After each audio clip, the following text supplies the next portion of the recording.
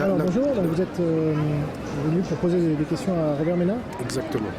Quelles étaient ces questions? Moi, je pense qu'il y a une question essentielle à se poser dans la société dans laquelle on vit à l'heure actuelle, c'est la question de la démocratie. Savoir quel est le véritable degré de démocratie qui existe dans cette société. Lorsqu'on voit un petit peu, rien qu'un exemple très récent en date, l'intervention en Libye, on voit que ça a été décidé par le président de la République et son ministre de la Défense. On se demande où est le pouvoir du peuple. Ce sont 3 ou 4 personnes bien placées à décider que 65 millions de personnes vont partir dans une guerre. Donc il nous met dans un danger évident sans nous demander notre avis.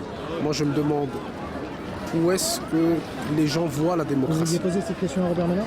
Ça c'est une question parmi celles que je voulais poser. Au premier tour des élections présidentielles en 2007, Sarkozy a reçu 11 448 600 et des poussières en termes de voix. On est 65 millions d'habitants. L'article 2 de la Constitution française dit le pouvoir du peuple, par le peuple, pour le peuple.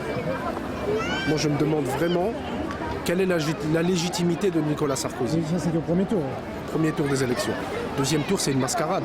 C'est simplement pour essayer de gonfler un peu les chiffres parce que les 7 millions de personnes qui ont voté pour lui au deuxième tour alors qu'ils n'avaient pas voté pour lui au deuxième tour, ils ont eu le choix entre la peste et le choléra.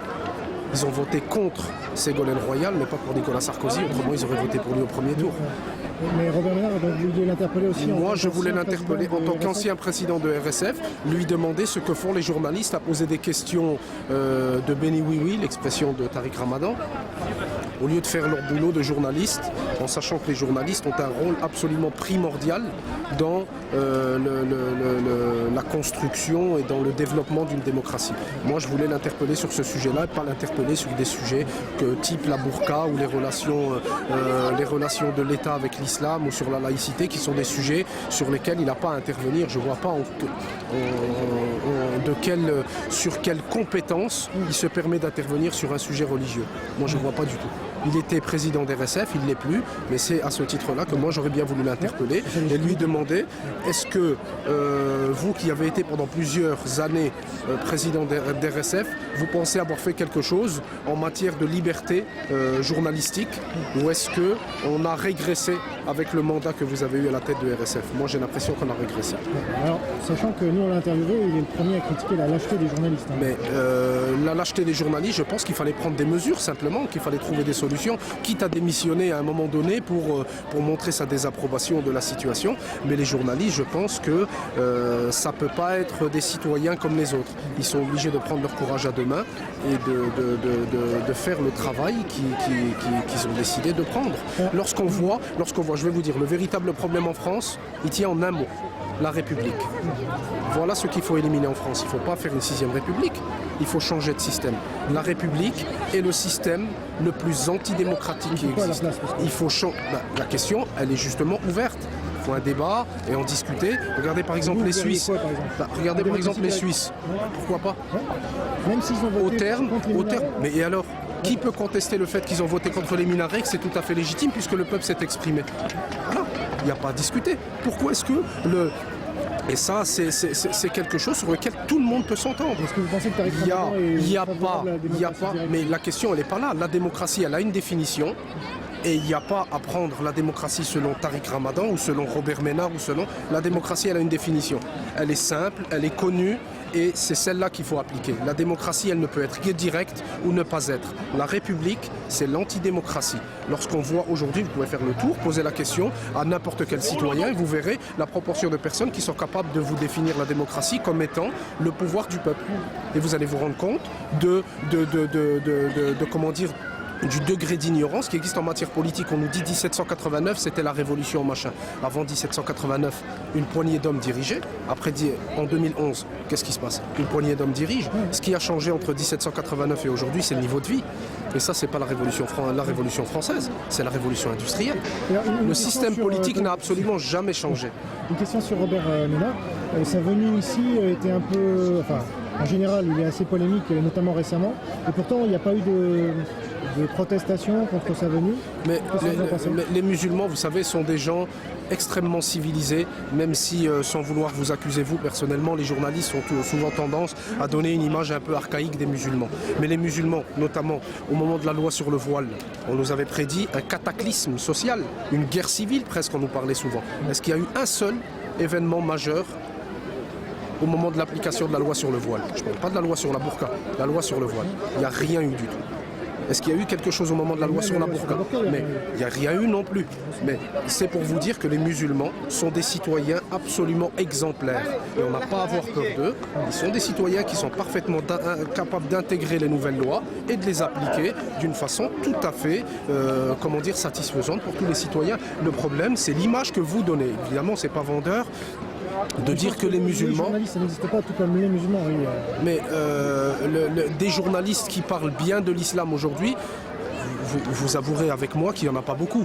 Ouais. Vous voyez, il y a quand même une tendance médiatique. La tendance médiatique, elle est quand même assez, j'irai pas jusqu'à dire islamophobe, mais quand même assez hostile aux faits musulmans en France. Vous voyez ce que je veux dire? Donc à un moment donné, il faut être cohérent. Soit le journalisme, c'est la neutralité et on montre tous les points de vue et puis on laisse aux téléspectateurs le choix de prendre ses décisions, soit on est dans l'invention du sujet. Et on n'est pas dans la couverture d'un sujet. Et le problème du journaliste, c'est est-ce que vous êtes là pour inventer un sujet ou est-ce que vous êtes là pour couvrir un sujet? Tout le problème, il est là. Je pense qu'il y a vraiment... C'est pas les journalistes qui les ont inventés. Non, bien sûr que non, bien sûr que non. Mais en France, on ne souffre pas des burqas. En France, on souffre du manque de démocratie. Et ça, vous n'en parlez pas. En France, on souffre de la crise économique. Et vous préférez nous parler des burqas. Non, mais pour vous dire, nous, on aimerait bien que les vrais journalistes prennent enfin leurs responsabilités et qu'ils viennent parler des vrais problèmes. Je suis désolé, en France, il y a un manque de démocratie patent. Et ce manque de démocratie, il entraîne des problèmes avec les musulmans. Il entraîne des problèmes avec toutes les composantes de la société française. Le véritable problème, c'est l'État et sa façon de fonctionner. La démocratie, c'est tout ce qu'on demande. La démocratie, simplement.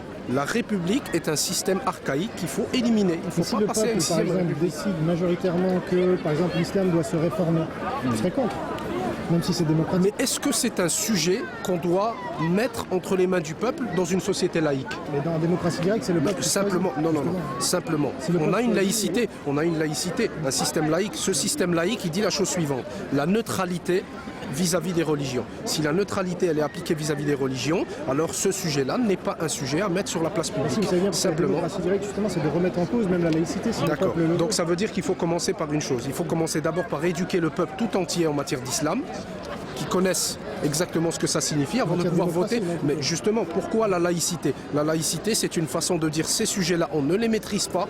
Ce sont des sujets qui peuvent entraîner des difficultés extrêmement importantes, donc on préfère éviter d'en parler.